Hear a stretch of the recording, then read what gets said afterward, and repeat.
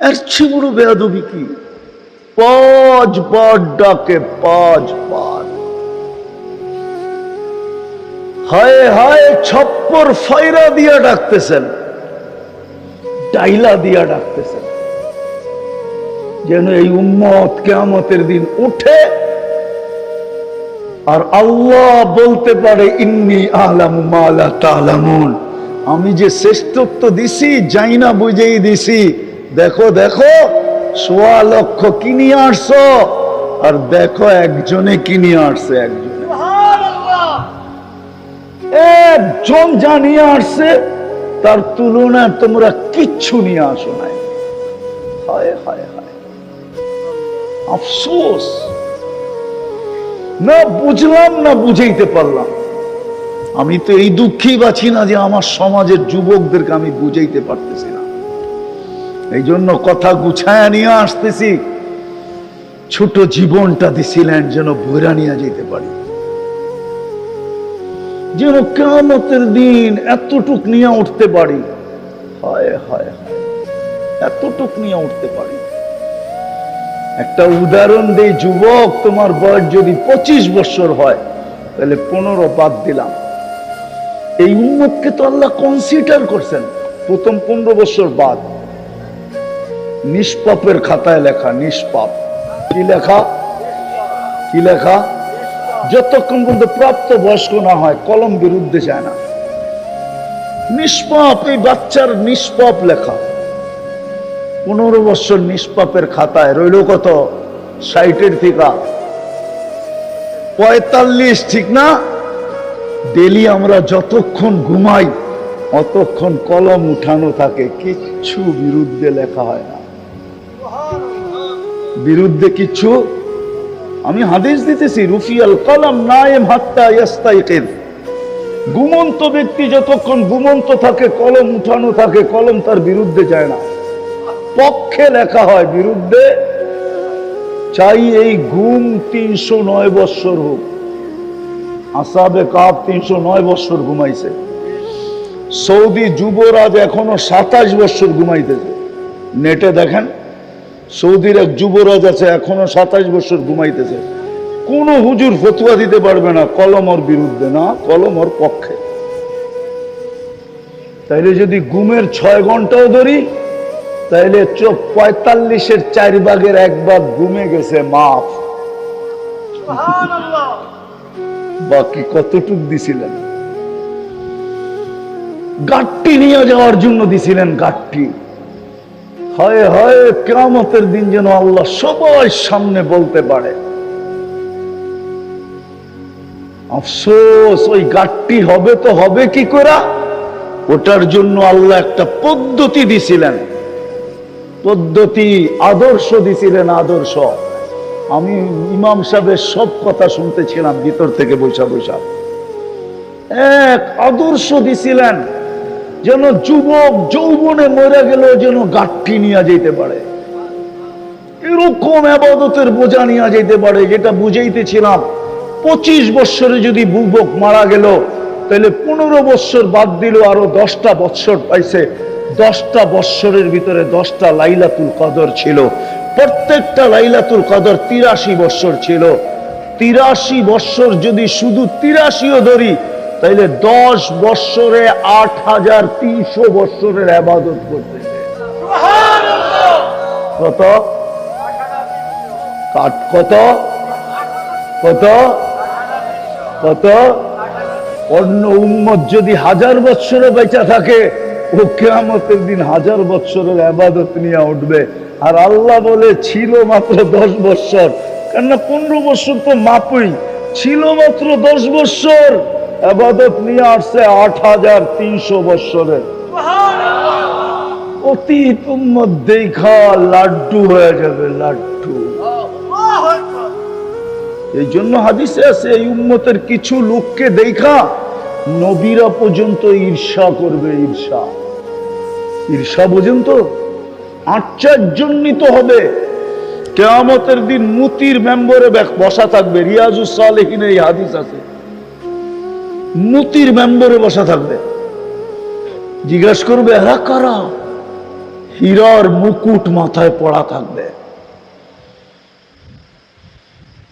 মুক্তার মেম্বরে বসা থাকবে, ভিআইপি লাউঞ্জে হীরার মুকুট পড়া থাকবে, হাসতে থাকবে, খেলতে থাকবে, কিয়ামতের মাঠের ভিতরে ফুর্তি করতে থাকবে।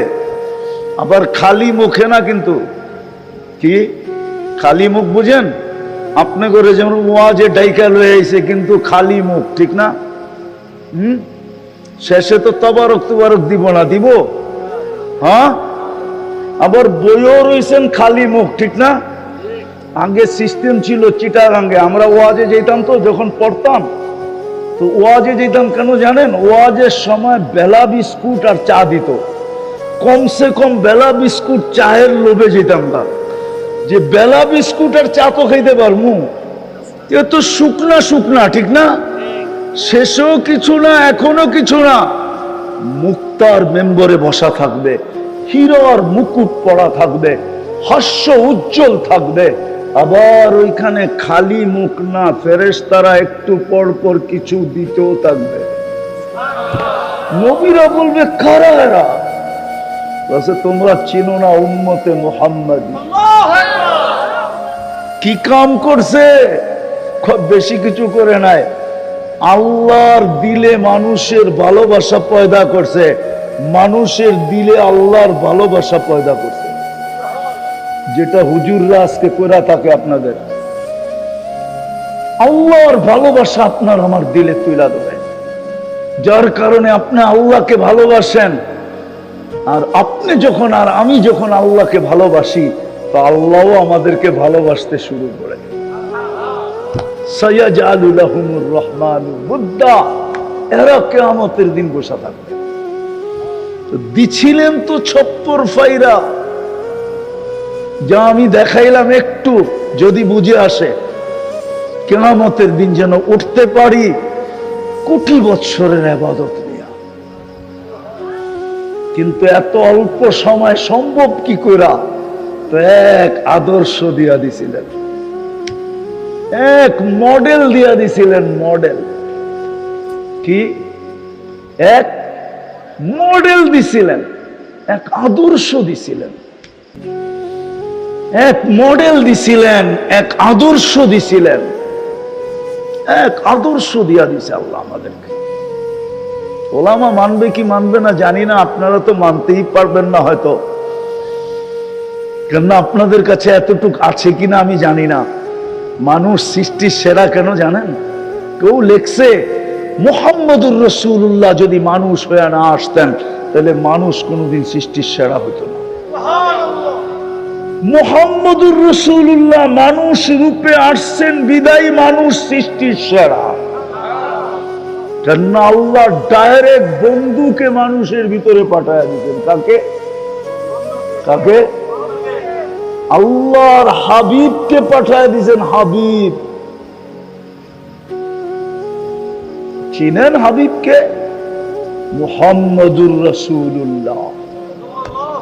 ওলামার কথা আমি মানতে রাজি, বাদার খোদা বুজুর্গ তু কিসসা মুখতাসার, আল্লাহর পরে যার স্থান এটা আমি মানি, কিন্তু সাথে সাথে আমি এটাও বলি, কোরআন যখন দেখি তো দেখি আল্লাহর পাশে যার স্থান। কাবা কাউসাইনি আও আদনা সুম্মা দানা ফাতাদাল্লা ফাআওহা ইলা আবদিহি মা আওহা। যে চলতে চলতে চলতে চলতে চলতে পাশে যে কাছে হইতে হইতে হইতে হইতে আল্লাহর পাশে যায় বসে গেছে আরশের উপরে।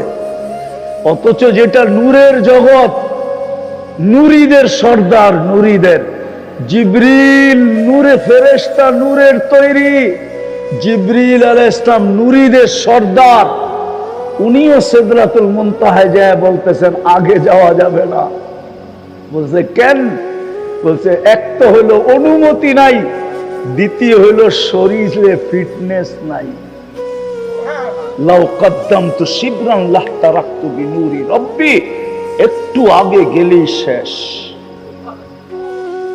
যেইখানে উনি আগে যাইতে পারেন না, ওইখানে মুহাম্মদুর রাসূলুল্লাহ যাইতে যাইতে যাইতে যাইতে যাইতে যাইতে যাইতে আরশের নিচ ওইখান থেকে আরশের উপর, ওইখান থেকে আস্তে আস্তে কাবা কাউসাইনি আও আদনা সুম্মা দানা ফাতাদাল্লা ফাআওহা ইলা আবদিহি মা আওহা, বিলকুল আল্লাহর পাশে বসে বসে। ওই আদর্শ আপনাকে আমাকে দিচ্ছিলেন।